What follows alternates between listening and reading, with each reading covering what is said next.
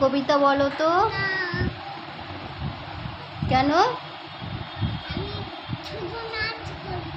হ্যাঁ, তুমি শুধু নাচ করবে, পড়াশোনা করবে না? এ বাবা, কেন?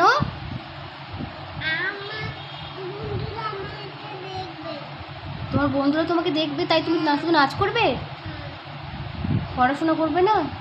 পড়াশোনা না করলে তো তোমাকে কেউ ভালোবাসবে না, কেউ ভালোবাসবে না তোমাকে, কেউ না। তুমি পড়াশোনা করবে?